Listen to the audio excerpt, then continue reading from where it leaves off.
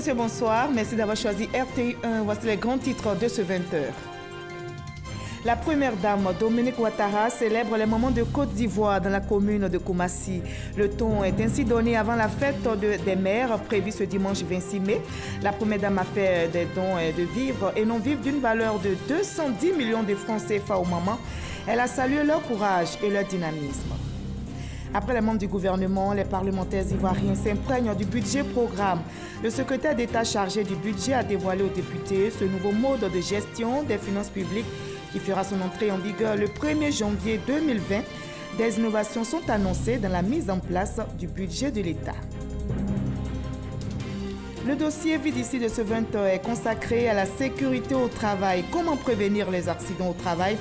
Le travail qui, je rappelle, est un élément existentiel de l'homme. Comment s'épanouir dans le milieu du travail? Quelles sont les règles à suivre par le travailleur et par l'employeur? Quelles sont surtout les dispositions de sécurité au travail? Élément de réponse tout à l'heure.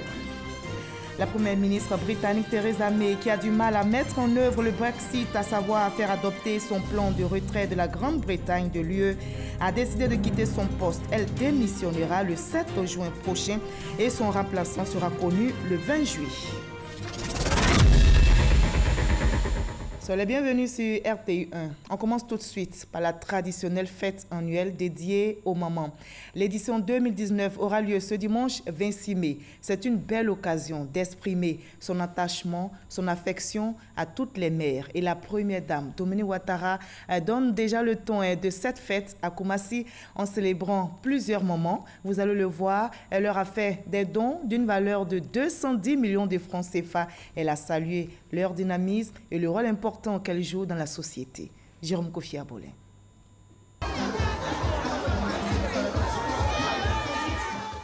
Une fête des mères qui donne encore l'occasion à la première dame Dominique Ouattara de se retrouver avec toutes les mamans de Côte d'Ivoire.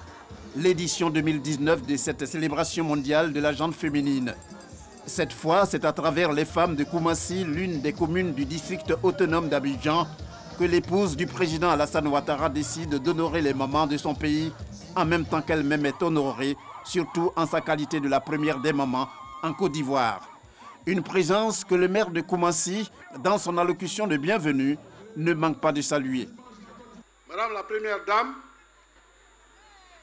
aujourd'hui est un grand jour pour nous, habitants de Koumassi. Un jour à inscrire en lettres d'or dans les annales de l'histoire de notre commune. Car c'est véritablement la première fois que Koumassi s'honore de la visite d'une première dame. C'est également l'occasion que saisit la ministre de la Femme, de la Famille et de l'Enfant pour exprimer la gratitude des femmes à la première dame et son époux le président Alassane Ouattara au regard des actions qu'ils n'ont de cesse de mener pour leur épanouissement. Madame la Première Dame, les femmes de Côte d'Ivoire, vos sœurs, vous disent infiniment merci. Nancy, Mo, Ayoka, Eniche, pour tant de solidarité, tant d'affection et de générosité à leur égard. Elles vous prient également de bien vouloir transmettre au président de la République, son Excellence M. Alassane Ouattara, leurs différentes salutations et leur infinie gratitude pour son engagement pour la défense des droits des femmes. Pour sa part, la première dame, en saluant le rôle des mamans dans la société, évoque le même plaisir qu'elle a chaque fois qu'elle se retrouve avec ses sœurs. Dans toutes les communautés, les mamans jouent un rôle très important, car en plus de donner la vie, elles assurent l'éducation des enfants et la pérennité des valeurs sociales. Par ailleurs, les mamans développent au quotidien des trésors de patience et de dévouement envers chacun des membres de la famille. Elles ont par conséquent une grande responsabilité en ce qui concerne l'équilibre et l'harmonie familiale. C'est pour toutes ces raisons que je prends grand plaisir à célébrer chaque année toutes les mamans de Côte d'Ivoire en allant à leur rencontre dans une commune que nous mettons à l'honneur. Ainsi, après Yopougon, Adjamé, Odiéné, Agboville, Abobo, Bouaké, Trècheville et Cocody Akwedo, nous avons choisi cette année la commune de Koumassi pour répondre à votre invitation, mes chères sœurs. Cette journée de célébration de toutes les mamans me donne également l'opportunité de vous dire à quel point je suis sensible au travail remarquable que vous accomplissez chaque jour. Vous vous battez pour soutenir vos familles avec dynamisme et courage. Vous êtes des exemples et des modèles à suivre pour les futures générations. J'aimerais de ce fait profiter de cette occasion pour féliciter et encourager toutes les femmes de Côte d'Ivoire qui ne reculent devant rien pour le bien-être de leur famille. Autre temps fort, en plus des allocutions, le défilé des femmes qui se sont succédées en étant habillées conformément aux habitudes vestimentaires dans les différentes régions de la Côte d'Ivoire, des concours sportifs, culinaires, ainsi que des plus belles mamans suivies de récompenses et des mamans âgées de 80 ans et plus célébrées. À noter par ailleurs les échanges de présents, des tableaux très symboliques à la première dame qui, de son côté, ne rate pas l'occasion de faire parler une fois de plus son cœur. À son actif, des remises de chèques aux femmes de Koumassi dans le cadre du Fonds d'appui aux femmes de Côte d'Ivoire, FAFSI, sans compter des dons en vivres et non-vivres d'une valeur de 210 millions de francs CFA. Le tout dans une ambiance féerique. Et quand on se donne un moment de prière dans une telle manifestation pour avoir la bénédiction divine, la fête est faite pour connaître un succès éclatant. Les artistes chanteurs invités pour l'occasion, on peut le dire, n'ont pas failli à leur réputation, celle d'offrir la joie, rien que la joie pour la circonstance au moment célébré. Et la fête va se poursuivre dimanche 26 mai où les moments seront célébrés à travers le monde. On fait un tour à présent à l'Assemblée nationale où des députés, membres du comité interparlementaire de l'UEMOA, sont en réunion. Ils prennent part à la 27e session extraordinaire de cette institution parlementaire sous-régionale depuis le 19 mai. En marge de la rencontre, ils ont été reçus par le président de l'hémicycle ivoirien, Amadou Soumaoro. La délégation est conduite par Véronique Aka, présidente du comité interparlementaire de l'UEMOA. Konaté Moussa. Ils sont à Abidjan pour la 27e session extraordinaire du comité interparlementaire de l'UEMOA, Union économique monétaire ouest-africaine. Ces députés de l'espace monétaire ouest-africain sont reçus par le président de l'Assemblée nationale, Amadou Soumaoro. Le terrorisme et puis la monnaie unique. Nous étions venus pour statuer sur ça pendant 4 jours. Le président de l'Assemblée nationale de Côte d'Ivoire nous a accueillis. Il s'est fait représenter à l'ouverture par l'un des vice-présidents et c'est tout à fait normal qu'à la clôture de notre session, il fallait qu'on vienne lui dire au revoir et puis lui rendre compte des travaux. Le comité interparlementaire de l'UEMOA est une institution sous-régionale d'intégration parlementaire. Il est composé de députés issus des pays de l'UEMOA. Véronique Aka Amena est depuis le mois d'avril dernier la présidente pour un mandat d'1 an. Et nous restons dans les locaux de l'Assemblée nationale où s'est tenue une autre rencontre, celle des députés ivoiriens avec le secrétaire d'État chargé du budget, Moussa Sanogo. Les parlementaires ivoiriens se sont imprégnés du budget programme. Le secrétaire d'État leur a dévoilé le nouveau mode de gestion des finances publiques qui fera son entrée en vigueur le 1er janvier 2020. Les prérogatives des députés et des sénateurs vont connaître des innovations dans la mise en place du budget, comme nous l'explique Mama Traoré. Ce jeudi, Moussa Sanogo n'était pas au Parlement pour présenter ou défendre un projet de loi. Le secrétaire d'État chargé du budget du portefeuille de l'État portait plutôt la casquette de formateur, avec pour module à enseigner aux parlementaires les grandes lignes du budget programme qui entrera en vigueur dès le 1er janvier prochain. C'est une réforme qui vise notamment à offrir au Parlement une meilleure visibilité dans les choix budgétaires, à accroître l'efficacité de la dépense publique et à améliorer le service public rendu aux citoyens. Dans la mise en œuvre du budget programme, le Parlement aura un rôle majeur, d'où l'importance d'avoir une idée claire et précise des principales caractéristiques de ce nouveau mode de gestion budgétaire. 3 heures d'échange pour comprendre les prérogatives des parlementaires avec le nouveau mode de gestion budgétaire. Avec le budget programme, un débat d'orientation budgétaire aura désormais lieu entre le gouvernement et le Parlement. Le budget programme permet également aux parlementaires d'auditionner les ministres et même de solliciter la Cour des comptes pour une éventuelle enquête. C'est une bonne démarche, la démarche qui consiste à basculer dans la programmation sur la base des résultats plutôt que sur la base des moyens. Il y aura une transparence, une plus grande transparence. C'est ce que nous souhaitons. L'innovation qui a retenu mon attention est que beaucoup de choses se feront maintenant encore plus facilement que par le passé. Surtout le contrôle est interne. Malgré ces innovations, les parlementaires nourrissent des préoccupations quant à l'impact réel du budget programme sur le bien-être des populations. Le principe de l'amélioration de l'efficacité de la dépense que nous visons à travers le budget programme doit donner davantage de marge à l'État pour résoudre les problèmes des populations. Donc si nous avions peut-être une dotation de 100 pour pouvoir construire une autre, si du fait de la mise en œuvre du budget du programme, nous avons plutôt une marge de 120, 20 peuvent être consacrés à l'amélioration de l'accès en eau potable dans les différentes régions du pays. Avec de telles assurances, Moussa Sanogo a pris rendez-vous avec les parlementaires pour le mois de juin. Cette fois, il sera question du premier débat d'orientation budgétaire dans le cadre du budget programme. Et en attendant cet autre rendez-vous, je vous conduis au Mexique d'où revient le ministre ivoirien des Affaires étrangères. Il était en visite de travail de 72 heures en vue de renforcer les relations d'amitié et de coopération qui unissent la Côte d'Ivoire et le Mexique depuis près de 44 ans. Le ministre Marcel Amontano a multiplié les rencontres sur place. Il était au Sénat, à l'Assemblée nationale et au ministère des Affaires étrangères du Mexique. Michel Digré. Un mémorandum d'entente en matière de coopération académique signé avec son homologue mexicain, Luis Ebrard.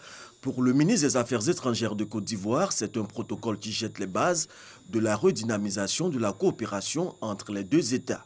Nous avons convenu que nous aurons, dès l'année prochaine, en début d'année probablement, la réunion du mécanisme de coopération entre les deux pays, qui est l'équivalent un peu de la commission mixte, et qu'à l'occasion de cette réunion, nous définirons les secteurs prioritaires pour lesquels nous souhaitons donc redynamiser notre coopération. Au siège du Sénat, Amontano a invité les autorités mexicaines à une synergie d'action à l'effet de booster les échanges commerciaux avec la Côte d'Ivoire. Après 44 années de relations, force est de relever que celle-ci ne reflète pas les énormes potentialités des deux pays. Aussi, convient-il de conjuguer nos efforts afin de hisser le niveau de notre coopération bilatérale à la hauteur des grands atouts de nos deux pays. Osons et construisons ensemble un pont sur l'Atlantique. Brisons et dématérialisons cette frontière maritime pour un partenariat sincère, novateur et mutuellement bénéfique pour nos deux pays, leurs peuples et entre nos deux continents. Cette visite a été également marquée par une séance de travail au Parlement mexicain. En marge de celle-ci, le chef de la diplomatie ivoirienne a été l'heureux récipiendaire du prix Micro d'Or décerné par l'Association nationale des présentateurs du Mexique. Ce prix distingue ainsi la Côte d'Ivoire pour ses efforts et son engagement dans les processus de recherche de paix dans le monde. Ici, en Côte d'Ivoire, justement, le ministère de l'Éducation nationale, de l'enseignement technique et de la formation professionnelle vient de prononcer une conférence de presse sur la situation à l'école. Sujet principal évoqué, la rétention des notes et des moyennes décidée par la coalition du secteur éducation-formation de Côte d'Ivoire après la levée de son mot d'ordre de grève. Le ministère interpelle tous les enseignants sur leurs responsabilités et les invite à ne pas confisquer les notes des élèves. L'appel est réitéré pour le dialogue afin de trouver une issue à cette crise. Christelle Bédéga, Grâce Kando pour le reportage.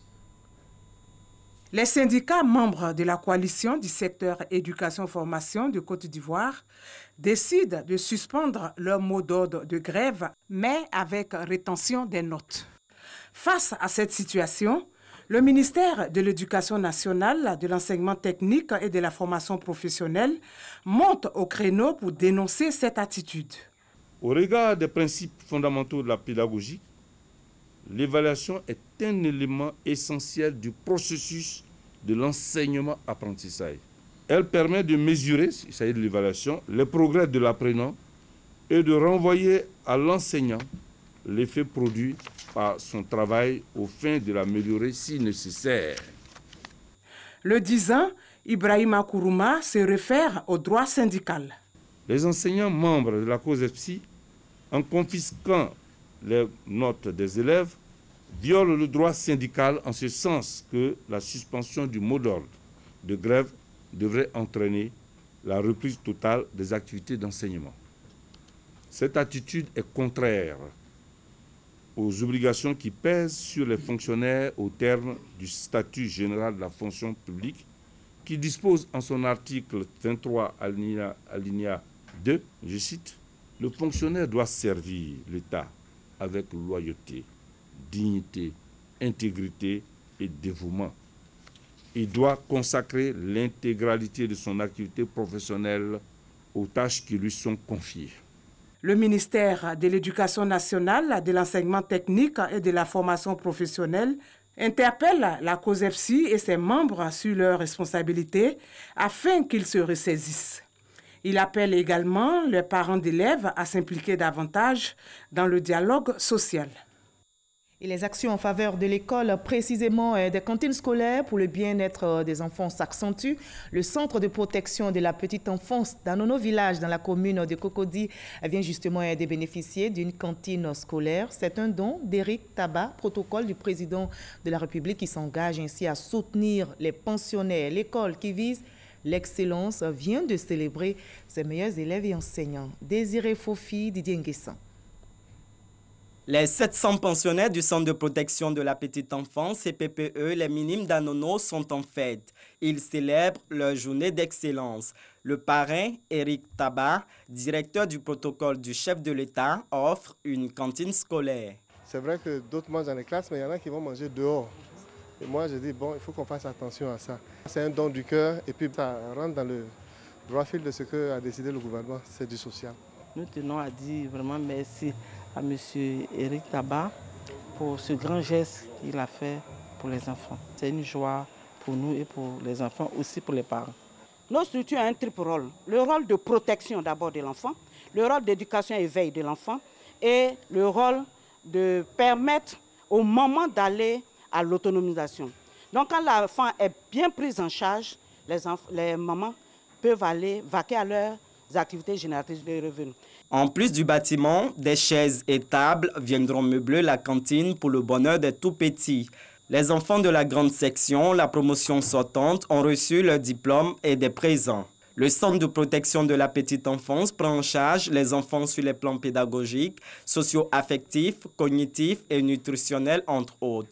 Il en existe 87 sur le territoire national. De même, l'on dénomme 122 centres d'action communautaire pour l'enfance, CACE, situés dans les zones rurales et périurbaines. Ces deux structures prennent en charge 17 050 enfants au total. Le CPPE d'Anono Village, avec ses 700 pensionnaires, est le plus grand de Côte d'Ivoire. Plus loin à Genève, en Suisse, la Commission ouest-africaine contre la drogue affine sa stratégie pour venir à bout du phénomène qui gagne du terrain. La rencontre se tient en marge de la 72e Assemblée mondiale de la santé.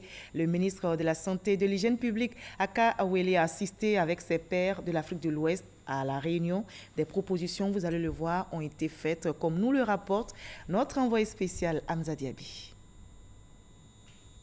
Présent à Genève depuis quelques jours dans le cadre de l'Assemblée mondiale de la santé, Eugène Akaouele a pris part à une réunion des ministres de la santé et de la société civile ouest-africaine. Rencontre consacrée à une loi type sur les politiques drogue pour l'Afrique de l'Ouest.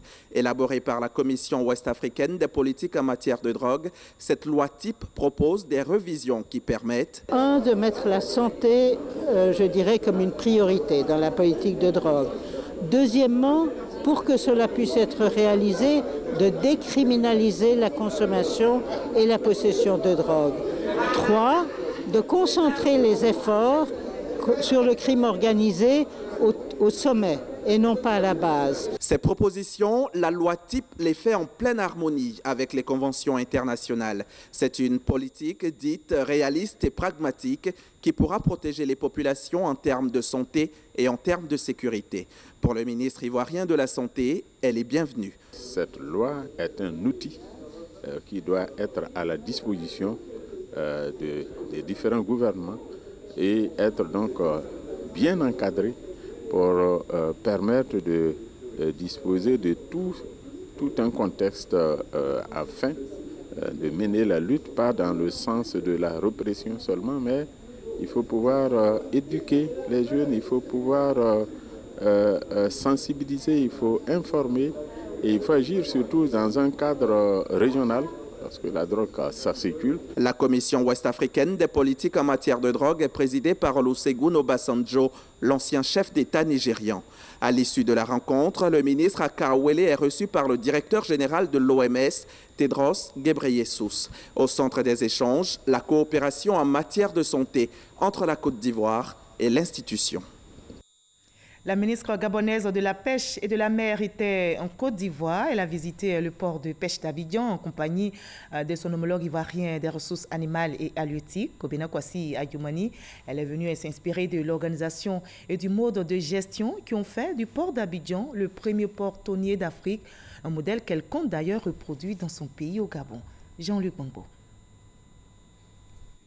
Une opération de débarquement du thon, point d'orgue de la visite de la ministre gabonaise de la Pêche et de la Mer au port de pêche d'Abidjan.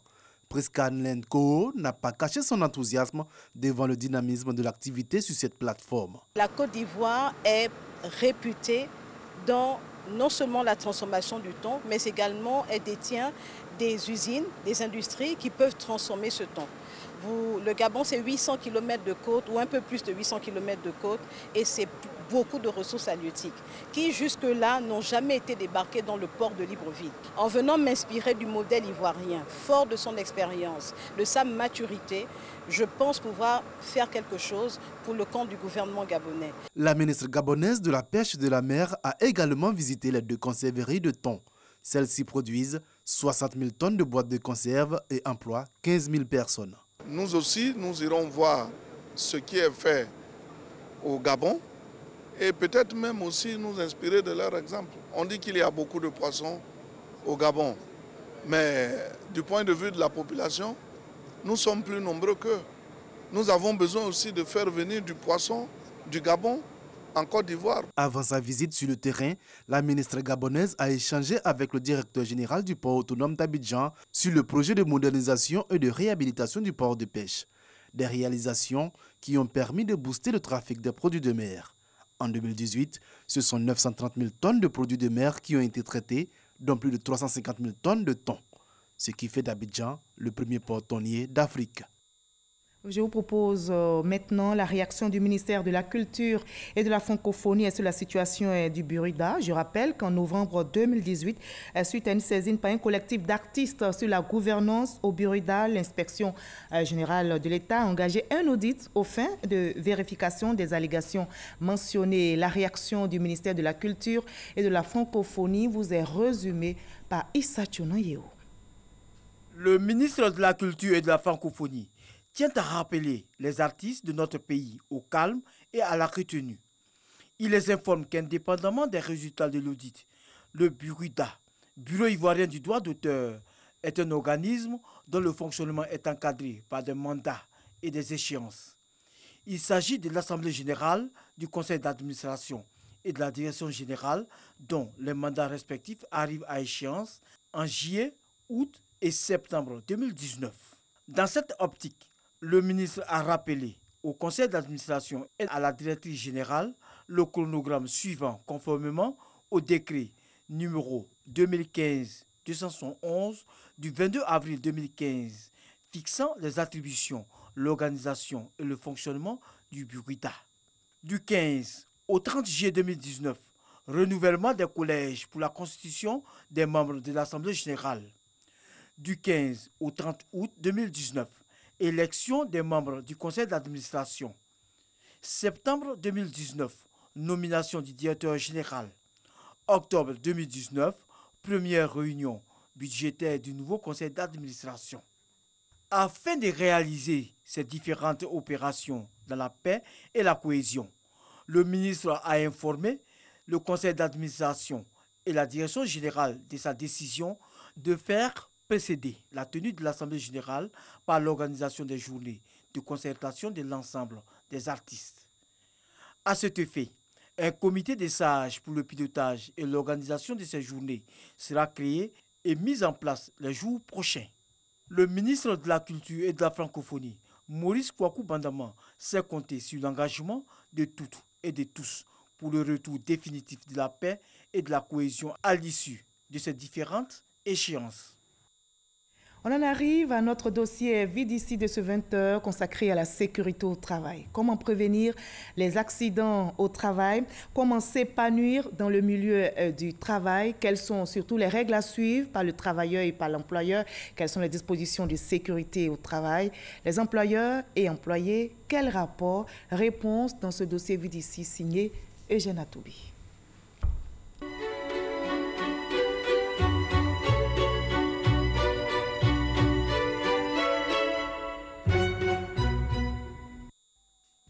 Depuis l'an 2010, j'ai eu l'accident. C'est une machine qui m'a pris en l'air et je suis descendu sur mes jambes au niveau de ma hanche. Un hernie discale. Depuis lors, j'ai mal aux pieds, je n'arrive pas à marcher. Accidenté du travail depuis 2008, suite à une agression lors d'une mission recommandée par l'autorité portuaire. Hier, travailleur plein d'énergie.